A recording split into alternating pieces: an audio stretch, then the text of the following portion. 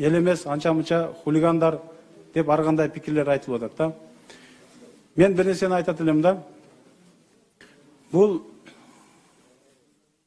процесстер уже ушуну менен 3-чү жолу өттү. Коргонгон сайын эл мындайча айтканда тура эмес жүрөт.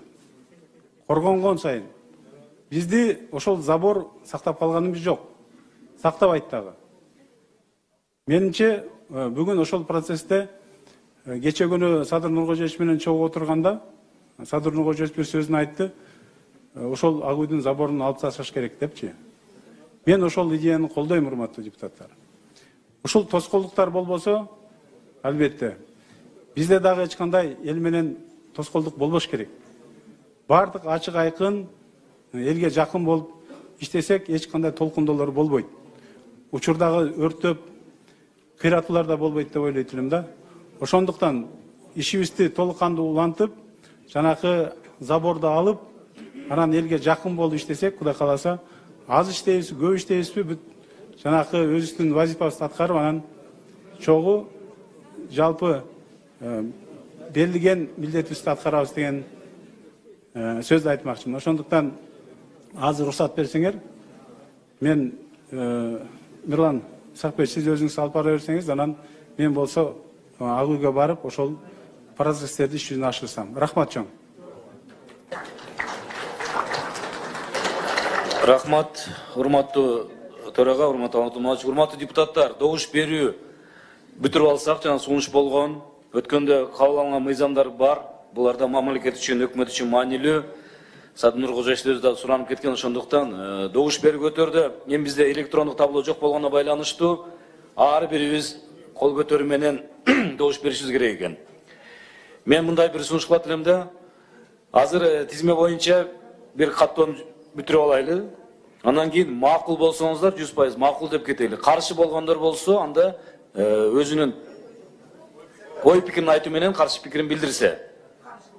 Каршы болгондор. Азыр каттоону кайрадан жарыялап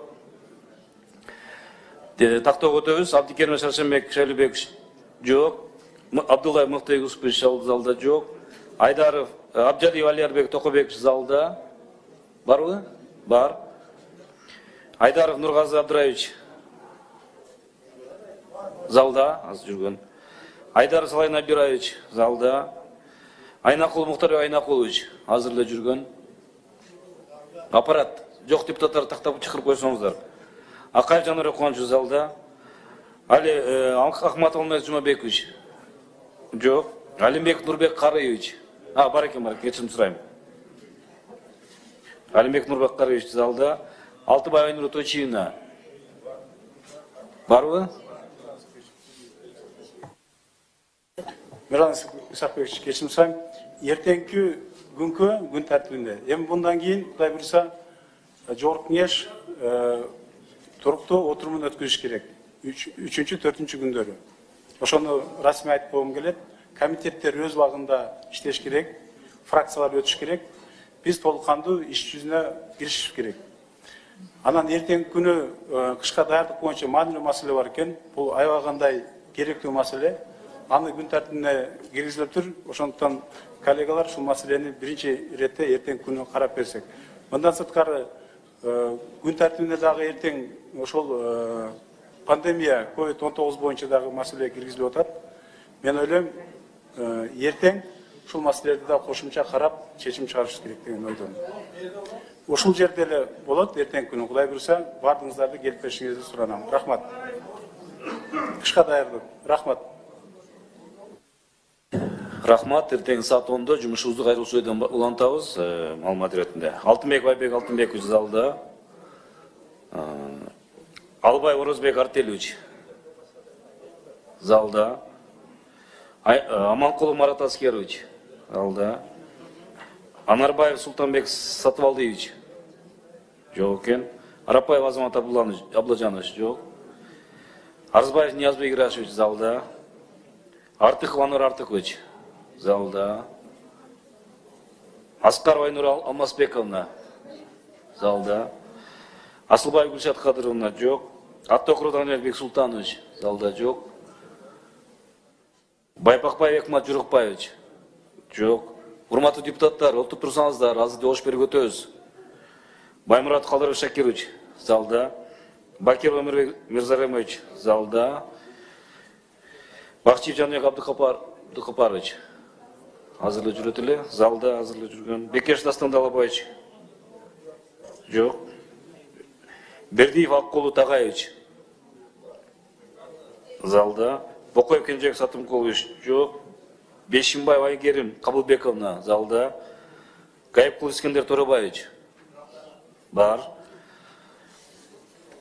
Жумабеков Дасанбек Арысбекович бул жерде. Жураев Сайдалымжан Маруфович бул жерде. Дюшалиев Абдыбек Кашымбекович бул жерде. Жапаров Акылбек Үсөнбекович залда болчу. Женчора Милан Каныбекович жок. Жетиген Бактыбек Женишбекович жок. Жолдошбаев Камчек Жолдошбаевич залда. Жоробек Тарел Улукбекович залда. Тарел Улукбекович бар. Жумалиев Кубанычбек Мырзабекович залда. Жунусул Адыл Мырза бул жерде. Жутан Алмазбек Тыктондар жок. Ишеним каты бар. Зулпугар Төрөй Закирович бул жерде. Ибраев Саматбек Кулкевич залда жүрөт эле бар. Икрам Таза Икрам залда. Иманалиев Каныбек Капашевич жок. Исаев Канатбек Идеханович залда. Исаева Динара Шертаевна бар. Исмаилов Уланбек Чекишевич бар. Исманов Самат Жешеналиевич бар. Карамышкин Елена Юрьевна жок. Карашев Алазимович жок. Каримов Надырбек Токтосинович жок. Карыбек Арзбек Кенжекулович бар. Айда Камчыбековна залда. Келдибаев Сагындык Ашыралиевич залда. Кенжебаев Байгазы Бобунович жок экен. Керезбек Канат Керезбекович залда. Кодранова Сел Сөзбековна залда. Койчуманов Мейримбек Нурбекович барбы? Бар экен. Конушбаев Калдырбекович залда. Кулбараков Аптандил Йылдызович залда бар эле. Кыдырай Умедал Токтаралиевич бар. Мавлян Махат Эргешина бар. Мурадыл Ганыевич Мадаминов бар. Маматалиев Мален Абдрахманович бар. Маматов Абдимухтар Маматович бар. Мамашева Айсулу Турсбековна бар. Маматов Талант Турманович кетти. Иманнан Вилхам Абдукахарович жок. Матра Искендер Исмаилович бул жерде. Молдалиев Сталбек Умметкулович жок экен. Молдобеков Гүлкан Сакиновна бул жерде. Момбек Рыскелчинович жок. Мусабека Жылдыз Аманбековна бул жерде. Наталья Владимировна бар. Абдах Мамат Расулович оротат. Нурдинов Бейшаналы жок экен. Нышан Сайлагамович залда. Умургу Иса Шешенкулович бул жерде. Улукбек Зулпукарович Орманов азыр эле бул жерде эле.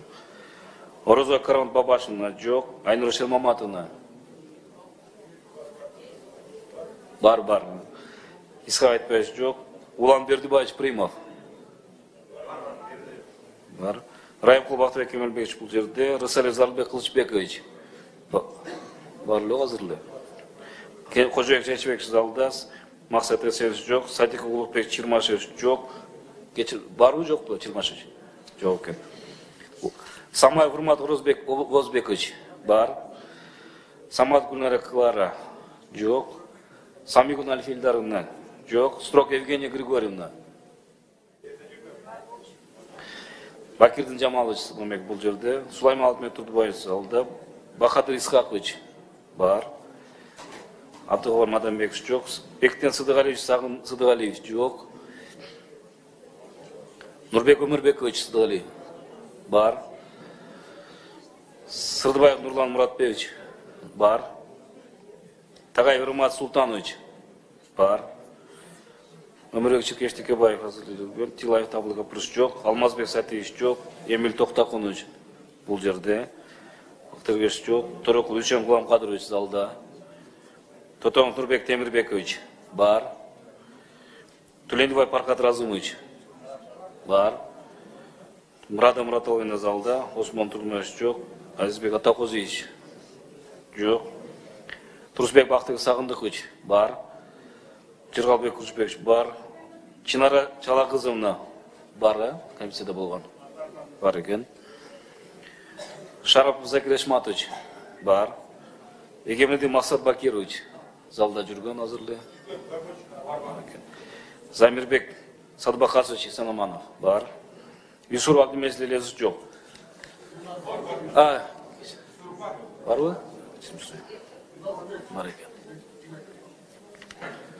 Сиз айтып окшойт жок. Бар экен. Сизге плюс койгон. Санап коюн азыр.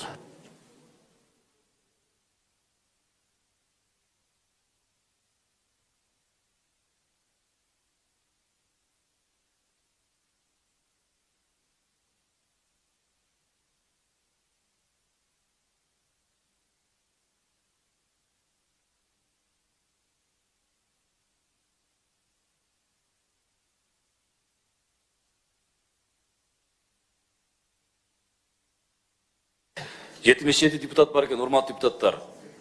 Жана тартип менен кете берсек, мен добушка коем. Кол көтөрүп макулдугуңуздар билдирсеңиз, каршы болсоңуздар ой пикир билдирип, ушу протокол үчүн стенограммага кирет. Электрондук табло жок болгонуна байланыштуу ушунча мыйзам долбоорун ар бирин кайрадан окуп чыгып бир топ убакыт алат экен. Урматтуу депутаттар, 28 октябрда каралып 2020 жылдын добуш берүүгө киргизилген мыйзам долбоорлору Кыргыз Республикасынын президентинин каршы пикири менен кайтарылган мамлекеттик сатып алуулар жөнүндө Кыргыз Республикасынын мыйзамына өзгөртүүлөр киргизүү тууралуу Кыргыз Республикасынын мыйзамына макулдашылган вариант иштеп чыгуу үчүн макулдаш тобун түзүү жөнүндө жогорку кеңештин токтом долбоору мыйзам долбоорун демилгечи депутаттар Маматалиев, Жээнбеков, Нурбаев, Жоробеков, Дүйшалиев, Жапаров, Зулпукаров, Келдибаев, Тотонов, Жунус Ул Алтынбек, Акаев экономика жана фискалдык саясат боюнча комитет чечими токтом долбоору кабыл алынсын. Токтом экен, добуш коем, добуш бериңиздер. Макул, каршы, жок, токтом кабыл алынды.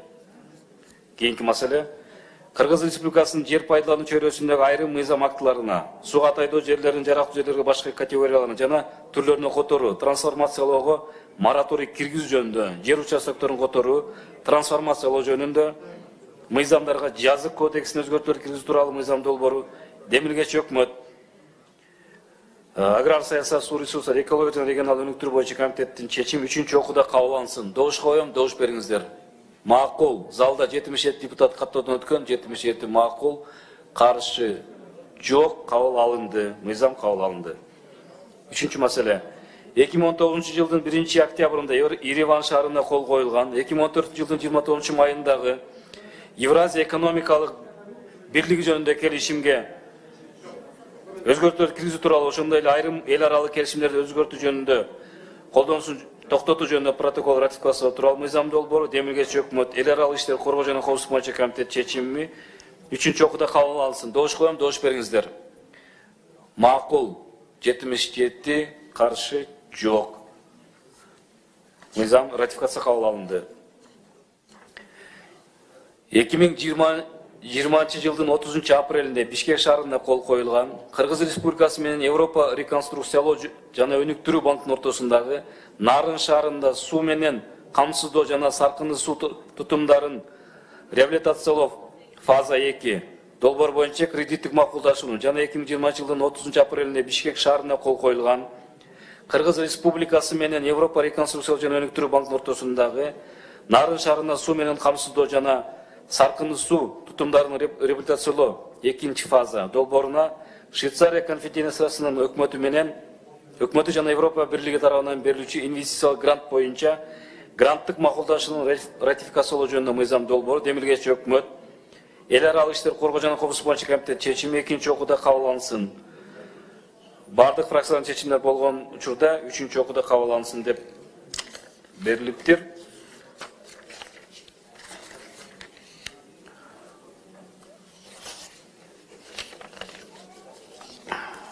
Бул боюнча аппараттын корутундусу турат. Бул жерде кредиттик макулдаш болгондуктан биз 2-чи окууда эле кабыл алабыз. Урматтуу депутаттар, регламентте ушундай тартипте жазылган. Добуш коем, добуш бериңиздер. Макул, каршы, жок. Келген депутаттар каттоонуп койсоңуз, аппарат стенограмма үчүн Акулуев урматтуу депутат залга келип кошулду. Keyinki maселе Бишкек шаарында 2020 жылдын 11-июнда кол коюлган Кыргыз Республикасы менен Сауыт өнүктүрүү фондунун ортосундагы Ысык көл жана Нарын областтары суу катерлерин иштетүүнү өнүктүрүү долбоору боюнча мыйзам жөнүндө макулдашууну ратификациялоо тууралуу мыйзам долбоору демилгечи өкмөт эл аралык иштер коргоо жана коопсуздук боюнча комитет чечими экинчи окууда кабыл алынсын. Бардык фракциялардын макул болгондо үчүнчү окууда деп турат. Бул жерде дагы үчүнчү окууга болбойт себеби Кыргыз Республикасынын Жогорку Кеңешинин регламентин эстетип жатат. Ошондуктан экинчи окууда добушка урматтуу депутаттар добуш бериңиздер. Макул. Каршы жок. 78 депутат менен кабыл алынды стенограмма үчүн. Акулов залга келди. 6-чы маселе 2016 жылдын 28 майында Бишкек шаарына кол коюлган Кыргыз Республикасы менен Европа инвестициялык банкынын ортосундагы Кыргыз Республикасынын ичүүчү суу менен жабдуу, канализация жана катуу калдыктар долбоору боюнча кредиттик макулдашууну жана 2016 жылдын 28 майында Бишкек шаарына кол коюлган Кыргыз Республикасы менен Европа инвестициялык банкынын ортосундагы Кыргыз Республикасынын ичүүчү суу менен жабдуу, канализация жана катуу калдыктар долбоору боюнча кредиттик макулдашууга өзгөртүүлөр жана толуктоолорду киргизүү жөнүндө 2020 жыл 18 майында Бишкек шаарына кол коюлган макулдашуу катын ратификациялоо тууралуу мыйзам долбоору демилгечи өкмөт эл аралык иштер коргоо жана коопсуздук боюнча комитет чечими экинчи окууда кабыл алынсын. Фракциялар макулдугу болгондо үчүнчү окуу деп турат. Регламент боюнча кредит жол берилбейт. Экинчи окууда добуш коем, добуш бериңиздер. Макул. Каршы жок. 78 добуш менен кабыл алынды. Кечирим сурайм. Бердиев.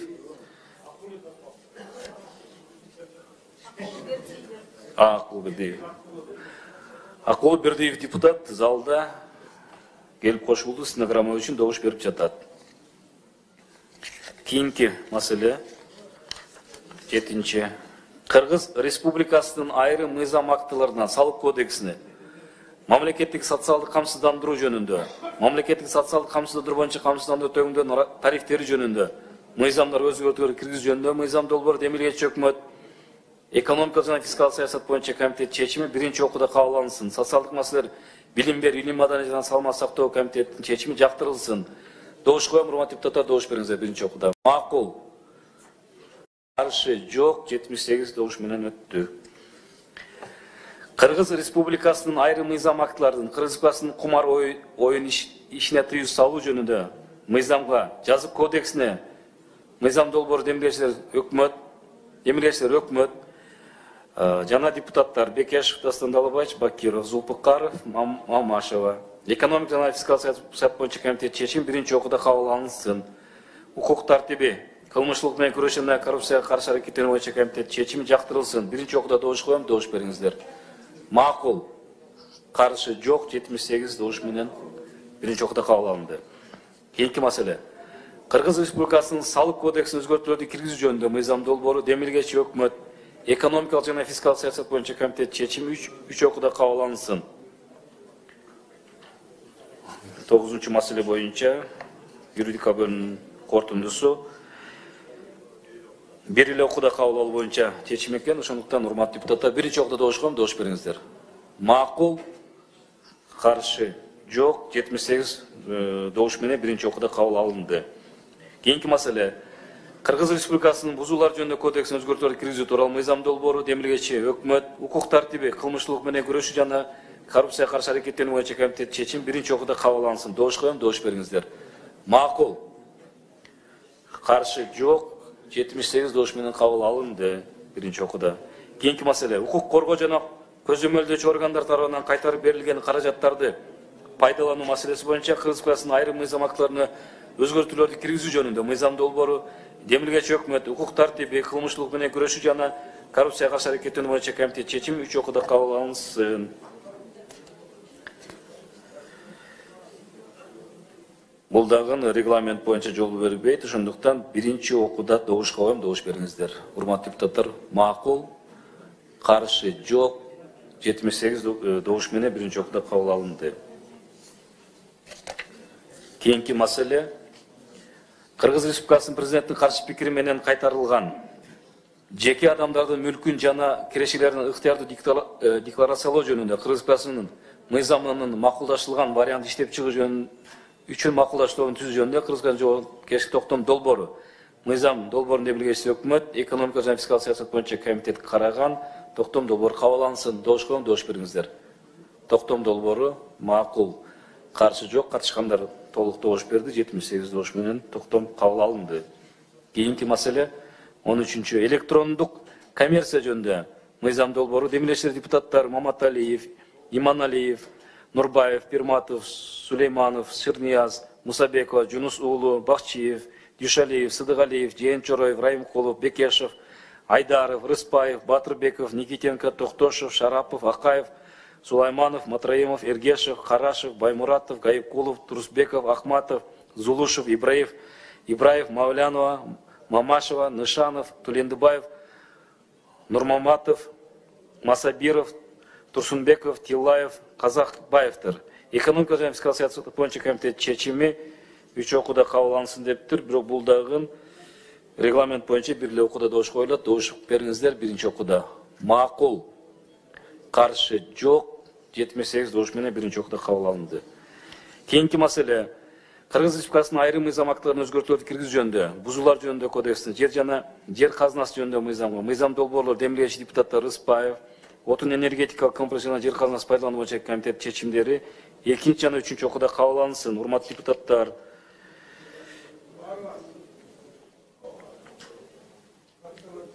ылайык келбейт экен, 2 окууда добуш коем, добуш бериңиздер. Регламент боюнча 2 окууда макул, каршы жок. 78 добуш менен кабыл алынды. Чечим болгону менен регламент 51 статьясына туура келбейт. 15 маселе инвестицияларды колдоо маселелери боюнча Кыргыз Республикасынын айрым мыйзам актыларына өзгөртүүлөрдү киргизүү тууралуу мыйзам долбоору демилгечилер депутаттар Нурбаев, Акаев, Жээнбеков, Зулпукаров, Керезбек, Сулайманов, Өмүркулов. Экономика жана фискалдык саясат боюнча комитеттин чечими 2 жана 3 окууда кабыл алынсын. Бул деле ошондой эле маселе экен. 2 окууда урматтуу депутаттар добуш коем, добуш бериңиздер. Макул. Каршы жок. Мыйзам долбоору 2 окууда кабыл алынды 78 добуш менен. Акыркы маселе 2019 жылдын 12 декабрында Абу-Даби шаарына кол коюлган Кыргыз Республикасы менен Бириккен Араб Эмираттарынын ортосунда соттолгон адамдарды өткөрүп берүү жөнүндө келишимди ратификациялоо тууралуу мыйзам долбоору демилгечи өкмөт эл аралык иштер коргоо жана коопсуздук боюнча комитеттин чечими 1 окууда кабыл алынсын. Бардык фракциялар болгон чечимдер болгон үчүн 3 окууда дептир. 16 маселе боюнча дагы ылайык келбейт экен. 55 беренесинин 10 бөлүгүн ылайык келбейт дейт. Ошондон урматтуу депутаттар добуш коем. 1 окууда добуш коем, добуш бериңиздер. Макул. Каршы жок. 78 добуш менен кабыл алынды. 1 окууда урматтуу депутаттар ушу менен добуш берүү жыйынтыкталды. Каралган маселелер боюнча комитеттер толук иштеп атат. Батыраак карап чыгып 3 жана калган окууларга 2 окууларга кирсеңиздер болот. Күн тартибиндеги урматтуу депутаттар добуш берүү аякталды. Бүгүнкү бекитип алган күн тартибинде 4 маселе бар. Биринчи микрофон. Өтүп кеттикпи? Жок. Кошумча маселелер бар, ошону айтып коеюн деп аткам да. Биринчи микрофон бериң. Урматтуу саламатсыздар, урматтуу депутаттар. Президенттин 2 возражениясы бар эле. Биринчиси бул Кыргыз Республиканын президентинин каршы пикири менен кайтарылган жеке адамдардын мүлкүн жана кирешелерин ыктыярдуу декларациялоо жөнүндө Кыргыз Республикасынын мыйзамын. Бул биринчиси. Экинчиси Кыргыз Республикасынын президентинин каршы пикири менен кайтарылган мамлекеттик сатып алуулар жөнүндө Кыргыз Республикасынын мыйзамына өзгөртүүлөрдү киргизүү тууралуу Кыргыз Республикасынын мыйзамынын макулдашылган варианты жөнүндө экинчи маселе. Үчүнчү маселе Кыргыз Республиканын бузуулар жөнүндө кодексине өзгөртүүлөрдү киргизүү тууралуу өкмөттүн 613 токтому. Ушул 3 маселени бүгүн карап берсеңиздер.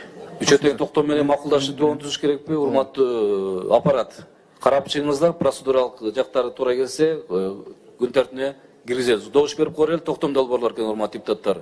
Токтом долбоорун добуш сунушталган, күн тартибине сунушталган маселени өкмөт өкүлү тарабынан добуш коем, добуш бериңиздер. Макул. Каршы жок, сунуш кабыл алынды. Урматтуу депутаттар, кезектеги маселе Кыргыз Республикасынын шайлоо жана референдум өткөрүү боюнча аны биз карап бүттүк. Кийинки Кыргыз Республикасынын курулуш чөйрөсүндөгү айрым мыйзам актыларын өзгөртүүлөрдү киргизүү жөнүндө шаар куруу жана архитектура жөнүндө мыйзамга турак жай кодексине, жер кодексине мыйзам долбоору 2 окууга киргизилет. Демилгечилер депутаттар Конушбаев, Чойбеков, Кыдыралиев, Алимбеков, Тотонов, Баймуратов, Ормонов, Жутанов. Транспорт, коммуникация жана архитектура курулуш жана курулуш боюнча комитет караган. Баяндамачы Махабат Эргешевна Мавлянова аталган комитеттин төрайымы. Урматтуу депутаттар, чыдап берсеңиздер, азыр бири-бирибизге демилгечи болуп чыгып атабыз, колдоп чыгып атабыз, ошондуктан жыйынтап коелу. Келиңиз Махабат Эргешевна. Сайдул Агамолович. Рахмат, Нурлан Сарпиевич. Саламатсыздар, урматтуу коллегалар. Кыргыз Республикасынын Жогорку Кеңешинин депутаттары Конушбаев, Чойбеков, Кадыралиев, Алимбеков, Тотонов, Баймуратов, Ормонов жана Жутанов тарабынан демилгеленген жана Кыргыз Республикасынын Жогорку Кеңеш тарабынан 2019 жылдын 27 июнунда биринчи окууда кабыл алынган Кыргыз Республикасынын ат курулуш чөйрөсүндөгү айрым мыйзам актыларына, шаар куруу жана архитектура жөнүндө Кыргыз Республикасынын мыйзамына, Кыргыз Республикасынын турак жай кодексине, Кыргыз Республикасынын жер кодексине өзгөртүүлөрдү киргизүү жөнүндө Кыргыз Республикасынын мыйзам долбоору, көйгөйлүү маселелер жана курулуш долбоорлорунун документтери мамлекеттик органдарда узак мөөнөттө каралуусун чечүү максатында иштелип чыккан. Анткени бул сөзсүз курулуштун наркын жогорулатууга алып келип, жыйынтыгында курулуштун узакка созулган мөөнөттөрү курулуш уюмдары менен курулуш материалдарын соодалаган уюмдардын, подрядчиктердин, өнөктөштөрдүн ортосунда түзүлгөн келишимдердин үзүлтүккө учуроосуна алып барат. Урматтуу депутаттар, 2017 жылы Кыргыз Республикасынын Жогорку Кеңешинин депутаттарынын тобу жогорулатылган мыйзам долбооруна окшош объектилерди этабы менен долбоорлоо жана куруу маселелери жөнгө салуу багытталган Кыргыз Республикасынын айрым мыйзам актыларына, шаар куруу жана архитектура жөнүндө Кыргыз Республикасынын мыйзамына, Кыргыз Республикасынын жазык кодексине өзгөртүүлөр киргизүү жөнүндө мыйзам долбоорун демилегелеген деген комитет белгилейт. Бирок Кыргыз Республикасынын президентинин мыйзам долбооруна каршы пикир келген. Мына ошол себептен мыйзам долбоорун талкуулоо учурунда депутат Конушбаев 1-4 жана 5 абзацтардын төмөнкүдөй редакцияга өзгөртүүнү сунуштаган. Көп кабаттуу турак үйлөрдү, коомдук өнөр жай, суу чарба багытындагы объектилерди, ошондой эле линиялык объектилерди долбоорлоо жана куруу Кыргыз Республикасынын өкмөт тарабынан белгиленген тартипте долбоорлоо жана курулуш процесстерин айкалыштыруу аркылуу жүзөгө ашырылышы мүмкүн. Башка депутаттардан сунуш келип түшкөн жок. Урматтуу коллегалар, ушул мыйзам долбоорун экинчи окууда колдоп коюңуздар өтүнөбүз. Суроолор болсо, демилгечилер. Суроо жок экен. Рахмат, Махабат Эргешевна. Урматтуу депутаттар, экинчи окууда суроолор барбы? Жок дейт. Жок экен, комитеттин чечимин окуп койсоңуз. Жогоруда байындалгандардын негизинде комитет төмөнкүдөй корутундуга келет. Кыргыз Республикасынын Жогорку Кеңешинин депутаттары Конушбаев, Чойбеков, Кадыралиев, Алимбеков, Тотонов, Баймуратов, Ормонов жана Жутанов тарабынан демилгеленген Кыргыз Республикасынын курулуш чөйрөсүндөгү айрым мыйзам актыларына, шаар куруу жана архитектура жөнүндө Кыргыз Республикасынын мыйзамына, Кыргыз Республикасынын турак жай кодексине, Кыргыз Республикасынын жер кодексине өзгөртүүлөрдү киргизүү жөнүндө Кыргыз Республикасынын мыйзам долбоору жактырылсын жана аны комитеттин сунуш пикирлерин эске алуу менен экинчи окууда кабыл алуу сунушталсын. Рахмат. Орун алсаңыз болот. Урматтуу депутаттар, добуш берүүгө жөнөтүлдү экинчи окуудан. Үчүнчү маселе аквакультура, балык жана суу биологиялык ресурстарын коргоо жөнүндө мыйзам долбоор биринчи окууга киргизилет. Демилгечилер депутаттар Бакиров, Жээнбеков, Узакбаев, Эргешев. Аграр саясат, суу ресурстары, экология жана регион өнүктүү боюнча комитет караган. Урматтуу депутаттар, 4-чү маселе да ушундай эле пакет менен баратат. Ошондуктан бир эле окуп баяндамай койсом кандай дейсиздер? Каршылык жокпу?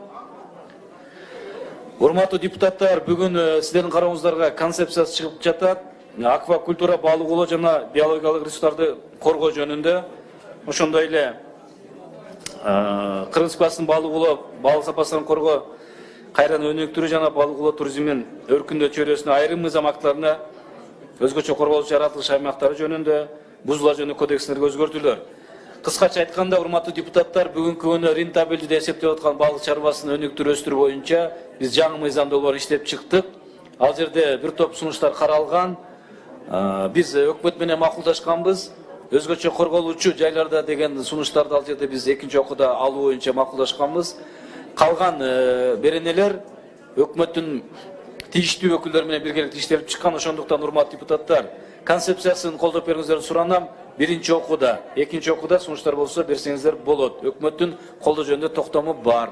Суроолор болсо жооп берейин. Суроолор жок экен, анда эмесе корутунду окуш үчүн комитеттин Нурбек Кариев, сизде сөз.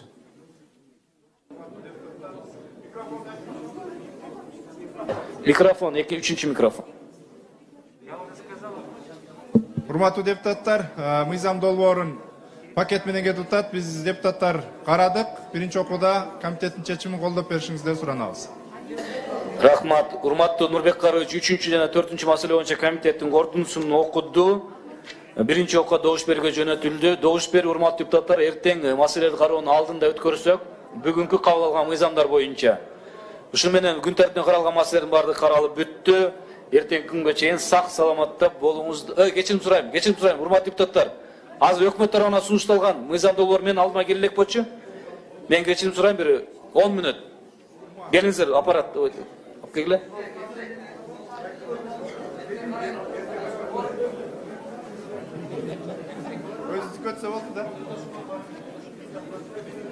Урматтуу депутаттар, бул жерде токтом долбоору гана макулдашылган варианттар.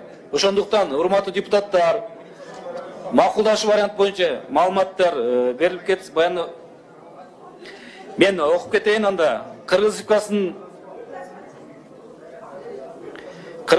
Жогорку Кеңешинин 2020 жылы 28 октябрда түзүлгөн макулдашуу тобунун тарабынан иштелип чыккан мамлекеттик сатып алуулар жөнүндө Кыргыз Республикасынын мыйзам өзгөртүүлөрдү киргизүү тууралуу мыйзамдын макулдашкан варианты мыйзам долбоорун темирлеши депутаттар Маматалиев, Жээнбеков, Нурбаев, Жоробаев, Дүйшалиев, Жапаров, Зулпукаров, Килдибаев, Тотонов, Жунусов, Алтынбек, Акаев.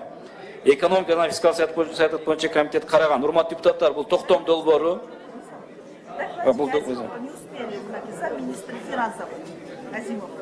Келиңиз, баяндама бериңиз. Экинчи микрофон. Экинчи микрофон бергиле. Урматтуу Мирлан Исакбекович, урматтуу депутаттар, сиздер бекитип берген макулдашуу тобу тарабынан мыйзам долбоору каралып чыкты. Макулдашуу тобу тарабынан мыйзамдын макулдашылган варианты иштелип чыкты. Макулдашуу тобу тарабынан Кыргыз Республикасынын экс-президентинин каршы пикирлери келип түшкөн ченемдер алынып салынып, мыйзамдын макулдашуу варианты иштелип чыккан.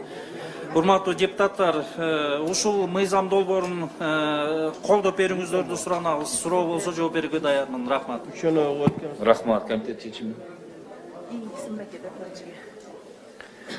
Урматтуу депутаттар, суроолор бар, макулдашкан вариант иштелип чыгыптыр. Мен ойлойм, суроо жок болсо керек деп турабы? Комитет чечимин.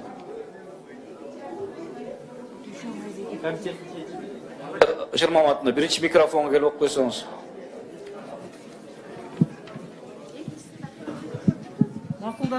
Биринчи микрофон.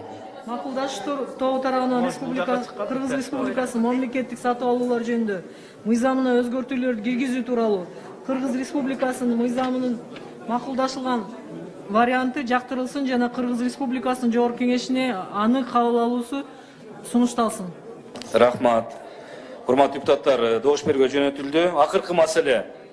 Кыргыз Республикасынын Жогорку Кеңешинин 2020 жылдын 28 октябрында түзүлгөн макулдашуу тарабынан иштелип чыккан жеке адамдардын мүлкүн жана кирешелерин ыктыярдуу декларациялоо жөнүндө мыйзам макулдашкан варианты мыйзамдын демилгесин өкмөт экономика жана фискал саясат боюнча комитет караган. Бекболот Абдыганиевич, келиңиз экинчи микрофонго. Урматтуу Мирлан Исакбекович, урматтуу депутаттар, сиздердин кабыл алынган токтомго ылайык макулдашуу комиссия менен бирге макулдашылган вариантты иштеп чыктык. Макулдашылган вариантта президенттин возражениясын биз кабыл алып, ошол тиешелүү өзгөртүүлөрдү киргиздик, макул болдук. Ушул мыйзам долбоорун колдоп коюңузду суранабыз. Рахмат. Комитеттин ортусун окуп койсоңуз. Суроо барбы? Келиңиз, биринчи микрофон. Тактоо суроо эмес, тактоо иретинде. Макулдашылган вариантта мынол технический кичине жагы бар экен. 5-берененин 6 пунктун алып салууну сунуш кылам. Анткени бул маселе 5-берененин 2 пунктунун 3 пунктчасында толугу менен жазылган. Рахмат. Эске алып анда эгерде алып салуу керек болсо, анда кайрадан карап чыгыш керек комитетте. Экинчи микрофон. Экинчи микрофон бериңиздер. Урматтуу депутаттар, бул айтылган эскерүүнү эске алып коюшуңуздар суранабыз. Техникалык ката кетип калыптыр. Бардык документтерде бар, бир эле жерде ошол. Техникалык түшүнүктүү. Техникалык ката болсо, анда оңдоп түздүп алып чыгыңыздар добуш берүүгө чейин. Айнура Шерматовна, комитеттин ортосуна окуп койсоңуз, биринчи микрофон. Макулдашуу тобу тарабынан иштелип чыккан жеке адамдардын мүлкүн жана кирешелерин ыктыярдуу декларациялоо жөнүндө Кыргыз Республикасынын мыйзамынын макулдашылган варианты жактырылсын. жана Кыргыз Республикасынын Жогорку Кеңешине аны кабыл алуу сунушталсын. Рахмат, урматтуу депутаттар. Комитет корутундусу окулду, добуш берүүгө жөнөтүлдү. Мына эми болгон кирген кошумча маалымат маселелерин баарын карап бүттүк. Эртеңки күнгө чейин танапбиз. Эртең саат 10-до төрага тарабынан айтылган сунуштар айтылды. Мына ушул жерде жыйын уланат.